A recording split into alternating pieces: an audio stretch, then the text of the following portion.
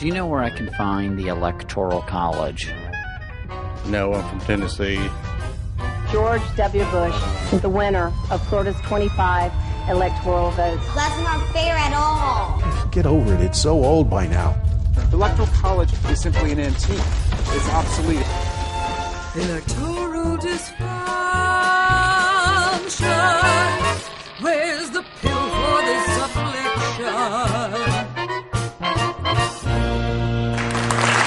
I'm Mo Rocca. Today, Electoral College 101. Ladies and gentlemen, please welcome Indiana's electors and the alternate electors. I do.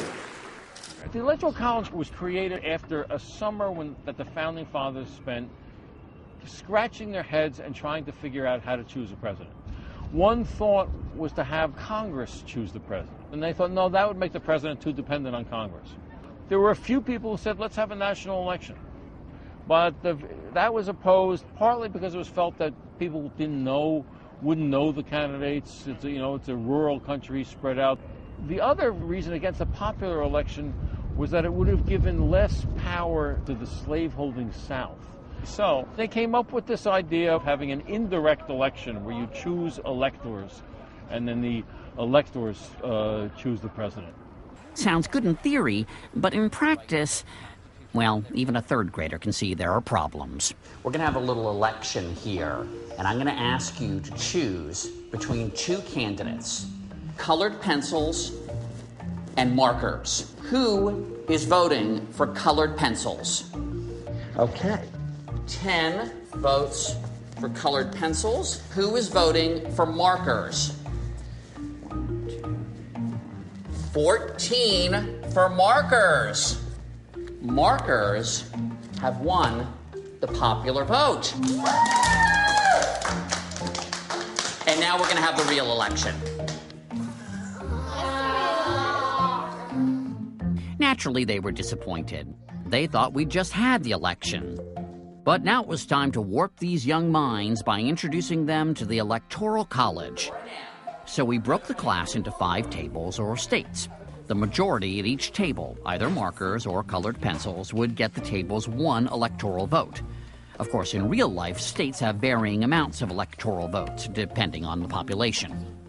Table 1's elector, how do you cast your vote? Markers. Table 2's elector, how do you cast your vote? Markers. Table 3's elector.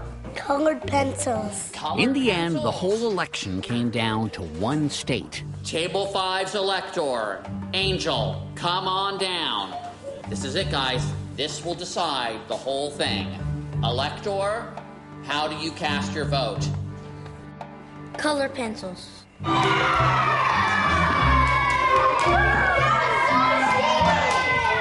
What's that? You're still cheating.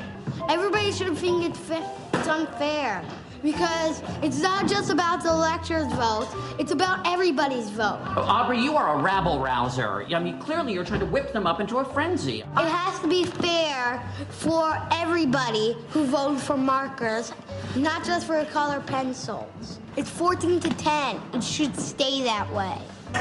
This guy's a dangerous reformer. You know, it's not like this happened in real life. Oh, actually, it did. They set up this electoral college business, and since then, nearly 1 in 10 presidents took the White House without winning the popular vote. Like me, John Quincy Adams. I'm George W. Bush, and I like to think of myself as the education president, starting with my favorite college, the Electoral College. That's in Florida, right? The key thing that frustrates people about the Electoral College today is that it sidelines and marginalizes 2/3 to 3/4 of the whole country.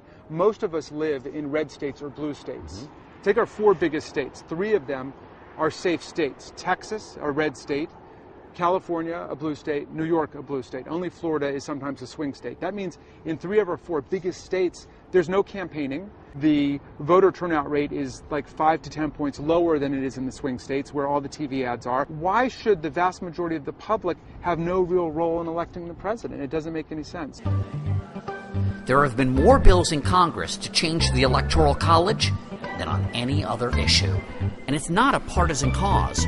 Republican President Richard Nixon supported a constitutional amendment to abolish it. Whoever wins the popular vote should be the next president of the United States. Well, you don't have to go back to the 60s to find a conservative who was opposed to the Electoral College. I was in Congress when this fellow pushed something called the Medicare Prescription Drug Plan, and it was the worst piece of legislation I have ever had to sit through, and it was the most heavily lobbied I have ever seen. And what did it have to do with the Electoral College? Yes, I'll tell you, it was all about the Electoral College, all about getting him the electoral votes of the state of Florida.